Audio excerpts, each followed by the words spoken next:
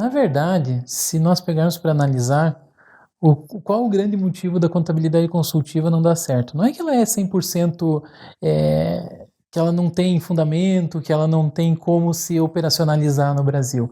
Na verdade, nós temos que pensar nos pequenos, porque hoje nós estamos pensando em contabilidade consultiva para os grandes empresários, para as grandes empresas que têm aquela preocupação de estar com a sua documentação em dia, de tirar nota fiscal de tudo que compra, de ter seus funcionários registrados na folha, de ter todas as verbas pagas. Para esse, não é problema a contabilidade consultiva. Na verdade, a contabilidade consultiva ela vai ser um grande problema para o pequeno. O seu Zezinho, que tem um bar ali na esquina, vocês acham que ele está preocupado em solicitar a nota fiscal de tudo que ele compra? Vocês acham que ele compra só da Coca-Cola? Só da Brahma? Não, ele acaba comprando de uma distribuidora. Aquela distribuidora nem sempre ela vai dar uma nota fiscal. Ele vai comprar daquele que vai atender a quantidade dele. E daí eu lhe pergunto, como que nós vamos fazer uma contabilidade consultiva para este cliente que não tem informação contábil? É muito fácil falar que eu tenho um robô que capta as notas fiscais, que capta todas as informações, as movimentações bancárias desse cliente. Mas e se ele não tem conta? Se ele tem um cartão que ele passa na maquininha lá no Pix dele, no CPF? Como que você vai conciliar as duas coisas? Contabilidade consultiva da pessoa física versus da pessoa jurídica? Será que o meu cliente, aquele pequeno, ele quer ter uma contabilidade consultiva? Qual vai ser o diferencial que ele vai ter me contratando para fazer a contabilidade? Para nós, contadores, eu vejo assim que a maior dificuldade é você ter o teu cliente confiando naquilo que você faz, ter o cliente do teu lado, ele ser parceiro teu. Porque muitas vezes o cliente ou o funcionário dele te vê como um inimigo. E não, o contador ele tem que estar ali do lado, ele tem que ser parceiro, ele tem que ser o médico da empresa dele. O contador, na verdade, é esse papel que ele tem que fazer. Ele não tem que estar pensando ele não me pagou o honorário, eu não vou fazer o trabalho para ele. Na verdade, ele tem que sair uma parceria. Da mesma forma que ele trabalha essa parceria, aquele cliente vai ver ele como um parceiro e vai levar em consideração que ele tem que pagar o honorário em dia, que ele tem que fazer merecer aquele honorário que ele está cobrando, até para ver se chegar e te falar, olha, eu estou te pagando pouco, vamos melhorar esse valor? Hoje em dia esse que é o grande problema. É a subvalorização da classe contábil.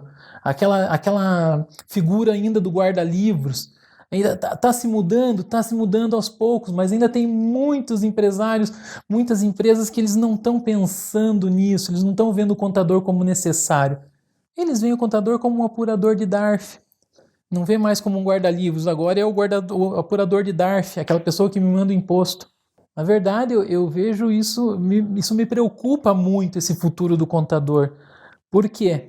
Porque se ele não acompanhar as novas tendências, ele vai estar fadado ao insucesso. Mas ele também não tem que ficar só pensando em tecnologia, que é o que está acontecendo com muitos. A pesada sai do mercado hoje já pensando na tecnologia de fazer uma importação de um arquivo XML para ele poder processar no software contábil dele 10.0 que ele tem. Mas não está vendo a pessoalidade, ele não está vendo aquilo, está se tornando uma máquina.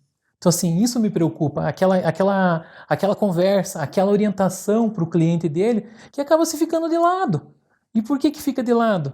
Porque às vezes o profissional não está sabendo se colocar, não está sabendo se portar na frente do cliente dele. Não é só um cliente, não é só um contador. Vários contadores trabalham assim, às vezes não há essa preocupação. Tem aquele, claro, que está ali toda semana, vai lá, passa nem que seja para tomar um cafezinho com o cliente dele. E claro, aquele cliente é fiel a ele, independente daquilo que ele vai levar de bom ou de ruim, mas ele é fiel. E essa pessoalidade do contador, isso ainda pode manter ele no mercado por um bom tempo.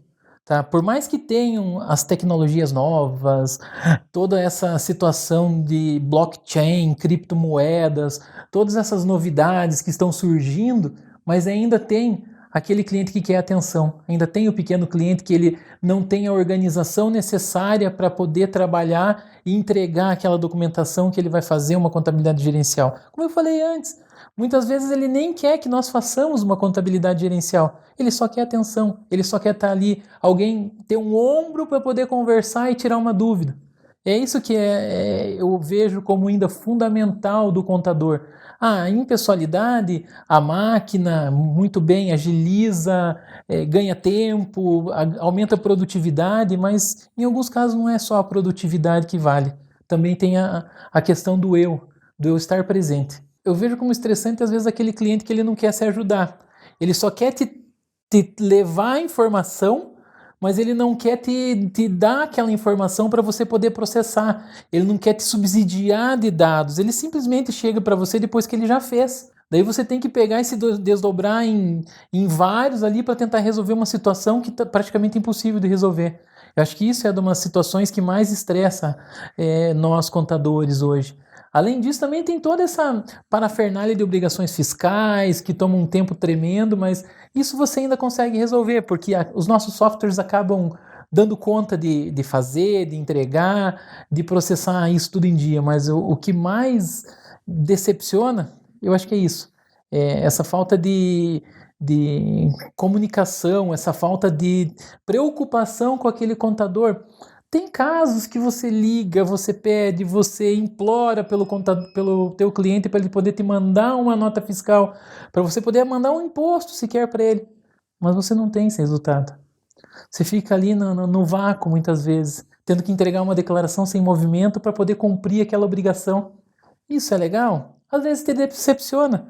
Você passa lá quanto tempo estudando, lendo, capacitando a equipe para naquele momento X não entregar nada. Isso é decepcionante. Somado a toda essa nossa conversa ainda, nós ainda temos que pensar na responsabilidade do contador. De acordo com o novo Código Civil, que já não é tão novo assim, o contador é responsável pelos atos praticados pelo seu cliente, corresponsável pelos atos praticados pelo seu cliente. Mas como assim? Se eu fizer uma declaração de faturamento falsa, fake, como gosto de falar hoje, e mandar para o banco e o banco aprovar um crédito, de quem que é a responsabilidade? É claro, o contador assinou, o contador bateu no peito e falou, eu assino embaixo. Ele tem fé pública.